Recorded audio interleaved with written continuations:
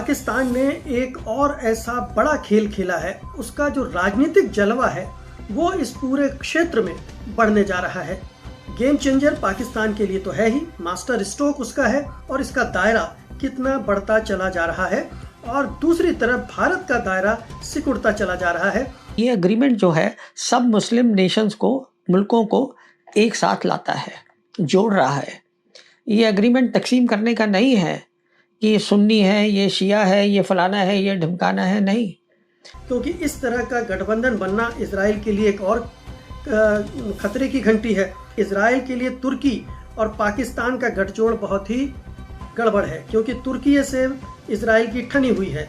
तो पाकिस्तान का इस गठबंधन में शामिल होना पूरे क्षेत्रीय समीकरण को बदल सकता है। अब अगर कश्मीर के मामले में भारत कुछ करता है तो तुर्की पाकिस्तान के साथ और मजबूती से खड़ा हो जाएगा। पाकिस्तान अपना जो फैलाव कर रहा है तो वो कितना मजबूत हो जाता है, आप इससे समझ सकते हैं। मोदी जी ने एक बड़ी भूल की थी इजराइल के साथ खड़े होने की, उसका खामियाजा तो भारत को भुगतना। बहुत सारे एनालिस्ट हैं, जो टिप्पणी करने वाले लोग हैं हिंदुस्तान में, दुनिया में, जो ये कह रहे हैं कि देखिए ये जो एग्रीमेंट हुआ है ये ईरान के खिलाफ है।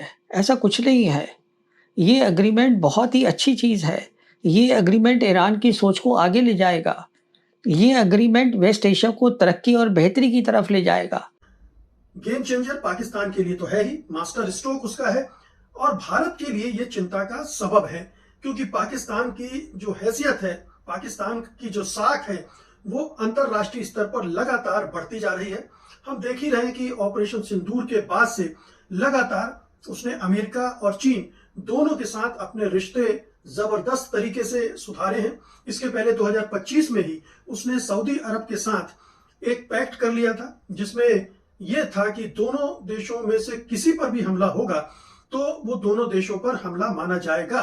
और वहीं से भारत की चिंताएं भी शुरू हो गई थी कि अगर पाकिस्तान पर वो हमला करेगा तो ये सऊदी अरब पर भी हमला माना जाएगा और सऊदी अरब को भी वहां कूदना पड़ेगा। तो ये बड़ी विचित्र स्थिति भारत के लिए पहले ही बन चुकी थी। अब इसमें जब तुर्की शामिल होता है तो फिर आप समझ सकते हैं कि इसका आयाम और इसका दायरा कितना बढ़ता चला जा रहा है और दूसरी तरफ भारत का दायरा सिकुड़ता चला जा रहा है। प्रधानमंत्री मोदी और उनकी जो विश्व नीति रही है, विदेश नीति रही है, उसमें लगातार झटके पर झटके मिल रहे हैं और ये जो उन्होंने पूरे पश्चिम एशिया में, मध्य पूर्व में अपनी एक रणनीति में बदलाव किया था, जिसमें उन्होंने इजराइल के साथ खड़े होने का निश्चय किया था। वार क्राइम के दोषी या अपराधी या आरोपी नेतन्याहू के साथ खड़े होने का फैसला किया था। उसने पूरे मध्य पूर्व में भारत की साख को झटका लगाया है। ठीक है, इसकी संयुक्त अरब अमीरात और इक्का दुक्का देश जो इजराइल से करीबी रिश्ता रख रहे हैं, उनसे भारत की बनने छनने लगी है, लेकिन पूरे मध्य पूर्व में उसकी स्थिति कमजोर हुई है, ईरान में कमजोर हुई है और वो जो देश जो फिलिस्तीन के समर्थक हैं उनमें भी कम हुई है।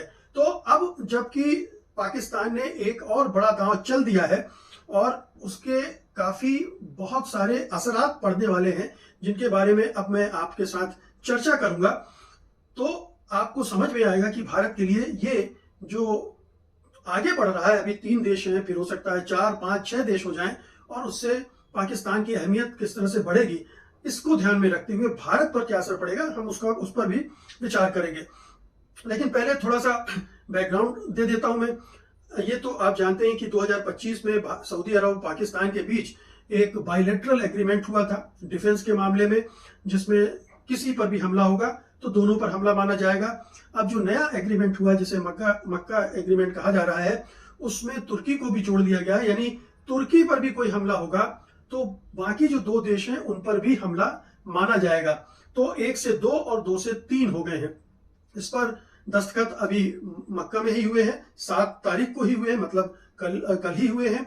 और सऊदी क्राउन प्रिंस मोहम्मद बिन सलमान, तुर्की के राष्ट्रपति अर्दोगान और पाकिस्तान के प्रधानमंत्री शहबाज शरीफ के बीच ये समझौता हुआ है और वहां पर पाकिस्तान के आर्मी चीफ या फील्ड मार्शल असीम मुनीर भी थे और ये भारत के लिए खास मायने रखती है। समझौता लगभग 1 साल की बातचीत के बाद हुआ है और ये ऐसे समय हुआ है जब ईरान और अमेरिका में जंग चल रही है। अमेरिका इजराइल दोनों मिलकर ईरान से जंग लड़ रहे हैं। होर्मुज जलडमरू मध्य में आवाजाही में व्यवधान पैदा हुआ है। सऊदी अरब पर मिसाइल और ड्रोन हमले हुए हैं और इन सब ने पूरे मध्य पूर्व में एक असुरक्षा का वातावरण बना दिया है।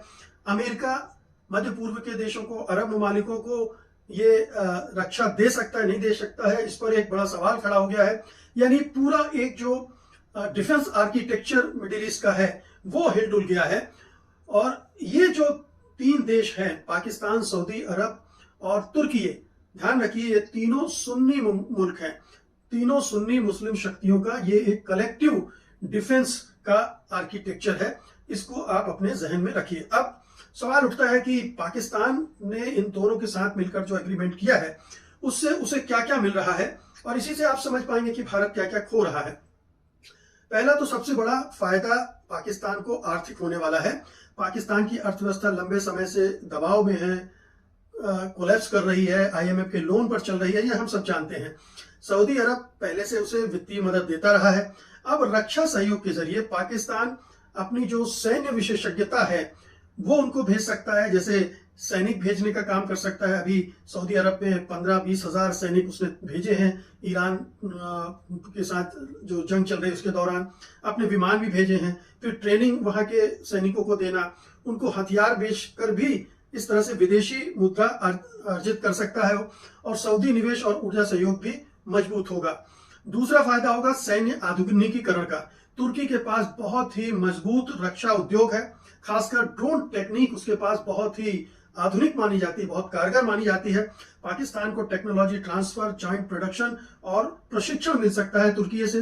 पहले से ही पाकिस्तान और तुर्की के बीच ड्रोन और नौसेना सहयोग चल रहा है और आपको याद होगा कि ऑपरेशन सिंदूर के समय भी तुर्की ने पाकिस्तान की जमकर मदद की थी, ड्रोन वगैरह उपलब्ध कराए थे। इसके अलावा नौसेना को भी वो मदद दे रहा था। ये खबरें आ गई थी। अब तीसरा है कि इस एग्रीमेंट से पाकिस्तान का जो कूटनीतिक वजन है वो कितना बढ़ सकता है। पाकिस्तान खुद को सिर्फ दक्षिण एशिया का देश नहीं बल्कि मुस्लिम दुनिया का सुरक्षा प्रदाता बनने जा रहा है। इससे मतलब चूंकि उसके पास आधुनिक हथियार है, सेना इन दोनों मुल्कों के मुकाबले काफी स्ट्रांग है और अब उसकी हथियारों की इंडस्ट्री भी फल फूल रही है, तो ये एक तरह से वो जो डिफेंस की छतरी प्रदान करने की स्थिति में आ रहा है। खाड़ी में सैनिक तैनाती बढ़ाने से उसकी क्षेत्रीय प्रासंगिकता बढ़ रही है। ईरान अमेरिका तनाव के बीच में जो मध्यस्थता की उसने कोशिश की उससे भी उसको ये फायदा हुआ है। और चौथा है, ये बड़ा महत्वपूर्ण है भारत के लिहाज से, कि भारत के खिलाफ उसे एक और लीवरेज मिल रहा है। ये इसका सबसे संवेदनशील हिस्सा है। पाकिस्तान भविष्य में किसी संकट के समय इस समझौते का हवाला देकर सऊदी और तुर्की से राजनीतिक या कूटनीतिक और मैं तो कहता हूं कि रणनीतिक समर्थन भी मांग सकता है अगर वैसी स्थिति युद्ध की बनी तो। हालांकि सैनिक हस्तक्षेप की संभावना अब बहुत कम हो गई, लेकिन क्या पता कब किस तरह से हालात मोड़ ले लें। उस सूरत में पाकिस्तान का जो वजन है या लीवरेज है वो बढ़ जाता है। कुल मिलाकर पाकिस्तान अपनी सैन्य क्षमता को आर्थिक और कूटनीतिक पूंजी में बदलने की कोशिश कर रहा है और इसकी ये पुरानी रणनीति का विस्तार है।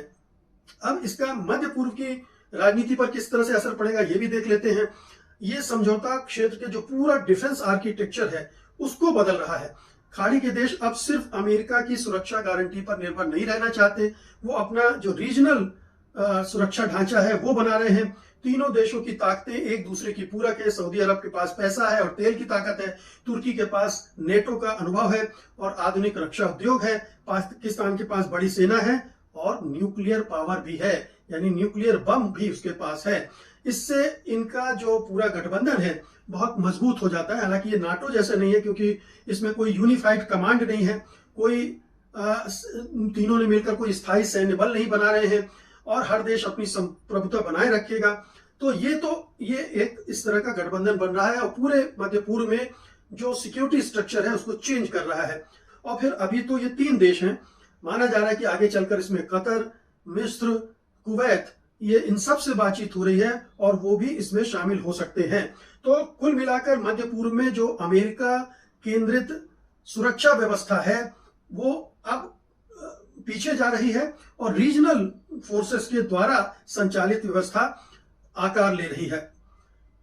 सवाल उठता है कि जब ये देश एकजुट हो रहे हैं तो अमेरिका इसको कैसे देख रहा होगा, इजराइल कैसे देख रहा होगा, क्योंकि इस तरह का गठबंधन बनना इजराइल के लिए एक और खतरे की घंटी है। तो अमेरिका के लिए स्थिति बहुत जटिल है, क्योंकि ये तीनों देश एक तरह से अमेरिका के सहयोगी हैं, पार्टनर रहे हैं। तुर्की तो नेटो का ही सदस्य है, सऊदी प्रमुख सहयोगी है, पाकिस्तान पुराना साझेदार है। अमेरिका की ये प्राथमिकता हो सकती है कि क्षेत्र स्थिर रहे और उसकी पकड़ उसमें बनी रहे, लेकिन अपनी सुरक्षा व्यवस्था से अगर ये देश हट रहे हैं अमेरिकी सुरक्षा व्यवस्था से, तो उसे तो पसंद नहीं आएगा, क्योंकि उसकी वजह से ही इस रीजन पे उसकी पकड़ भी बनती है और अमेरिका अपने हथियार भी यहां जमकर बेच पाता है। अभी तक अमेरिका को कोई रिएक्शन नहीं आया है, लेकिन अमेरिका जो मध्य पूर्व के देशों का अंतिम गारंटर था, अब वो भूमिका खत्म होती दिख रही है। इजराइल का रुख सतर्क है, अभी तक कोई टिप्पणी नहीं आई है, लेकिन इजराइल के लिए तुर्की और पाकिस्तान का गठजोड़ बहुत ही गड़बड़ है, क्योंकि तुर्की से इजराइल की ठनी हुई है और यह माना जाता है कभी भी दोनों के बीच में जंग भी छिड़ सकती है। तो अब अगर तुर्की के साथ पाकिस्तान जुड़ गया है, पाकिस्तान के पास न्यूक्लियर पावर है, तो तुर्की का जो लीवरेज है इजराइल के खिलाफ वो बढ़ जाता है और ये इजराइल के लिए भी खतरे की घंटी बन जाता है। तो पाकिस्तान का इस गठबंधन में शामिल होना पूरे क्षेत्रीय समीकरण को बदल सकता है और ये एक बड़ा महत्वपूर्ण मोमेंट है मध्य पूर्व के लिए। तो अब ये भारत सरकार की क्या प्रतिक्रिया है?